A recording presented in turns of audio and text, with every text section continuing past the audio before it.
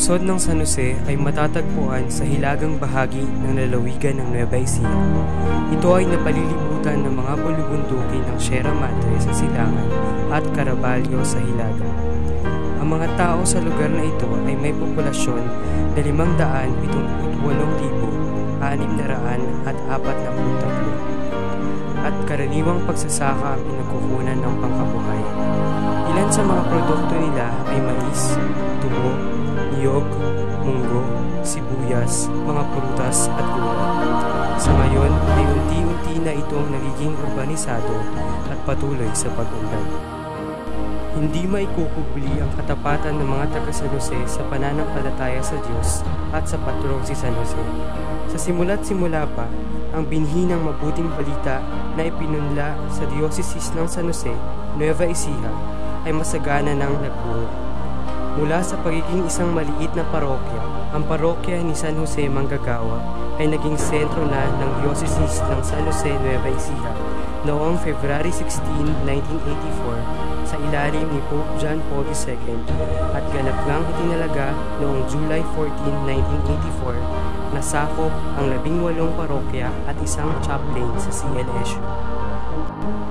Sa sama-samang pagkilos, pagtutulungan at pagbabahaginan ng lakas, yaman, panahon at kakayahan, sinimulang itayo ang katedral ng San Jose. Ang mga kaparian, mga bukas palad na tagapagtangkilik at mga mananampalataya ng buong diocese. Mahirap man o mayaman, sa pamamagitan ng second collection sa misa tuwing linggo, ay tulong-tulong at nagbahagi ng ayon sa kanilang makakaya.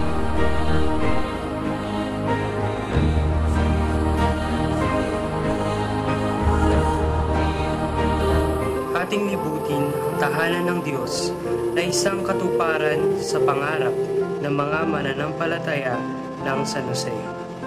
Ang buong katedral ay nababakuran ng mga matataas na simentong pader at bakal. Mapapansin ang malaking gate na bubungad sa pagpasok dito. Makikita sa harapan na anyo ng katedral ang estilo nito na parang lumang simbahan na bagamat ilang taon pa lamang ang nakakaraan ng ito'y naitayo. Ang mga malalaking bloke na nasa pader ay tinatawag na adobe at ang ibang bahagi ay simento na may disenyong anay finish. At ang sentro ay ang mukha ni San Jose na yari sa stained glass. Makikita rin ang terrace na nagsisilbing silong sa pinto ng simbahan. Sa gawing kanan, makikita ang ribulto ni San Jose at ang 27 meters na bell tower. Makikita naman sa gilid ang mga pintuan na yari sa bakal at stained glass.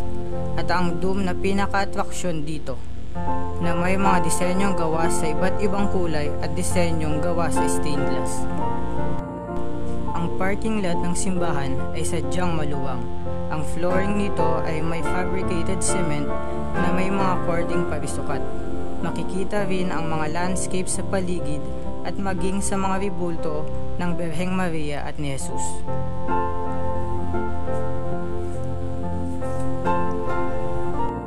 Tayo nang tumuloy sa tahanan ng Diyos. Ang pintuan nito ay yari sa giho na may taas na 3.2 meters at may luwang na 3.5 meters. Sa bahaging ito ng simbahan ay makikita ang ilang mga makukulay na stained glass, ang coat of arms ng dating obispo na si Most Reverend Bishop Leo M. Drona, SDBDD at ang banal na pamilya.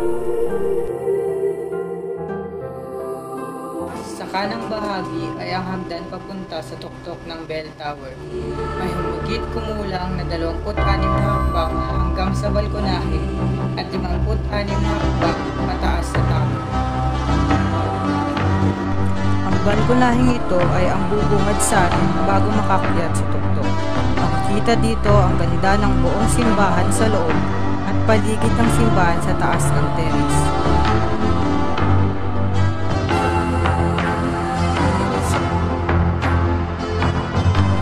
Pagpapatuloy sa pag-akyat sa bell tower ay kinakailangang dumaan sa spiral na hagdan na yari sa bakal.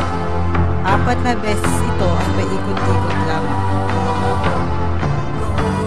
Ang dome ng simbahan ang bubungad sa inyo sa paghakbang sa pinakatuktok. Ang bell ay hango pa sa dating istruktura ng simbahan. Ito ay yari sa bronze at nagsisilbing hudyat sa mga tao tuwing linggo, tuwing misa de gallo at ilan pang mga pagdiriwang sa simbahan. Makikita ang malawak na lupaing sakop ng San Jose, mula Hilaga, Kanluran, Timog at Silangan.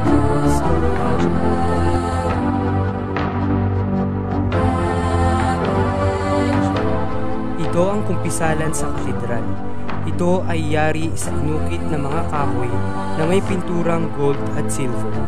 Nagagamit ito bago magmahal na araw sa tinatawag na kumpisalang bayan.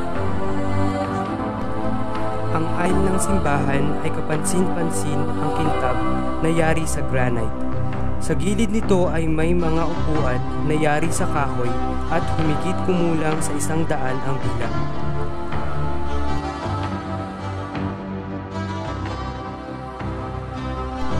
At sa gawing harapan ay ang mga coat of arms ng 3 obispo na sina Most Reverend Bishop Florentino Sinense, D.D., Most Reverend Bishop Leo M. Drona, SDB, D.D., at Most Reverend Bishop Milo Hubert C. Vergara. Mapapansin sa gawing itaas ng gilid ng simbahan ay ang napakaningning ng mga chandelier at mga tableta na gawa sa stained glass na patungkol sa buhay ni Jesus. Makikita rin ang mga maliliwanag na krus na may bilang ng istasyon ng krus. Ang siling ay simple lamang ang disenyo. Ito ay may border na kahoy at may kulay na dirty white.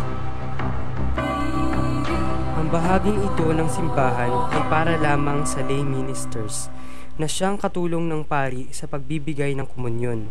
Dito rin makikita ang pinakamahalaga at sagradong bahagi ng simbahan, ang tabernakulo, na pinaglalagyan ng Blessed Sacrament o tinatawag ding hostia, na ibinabahagi rin sa mga barangay.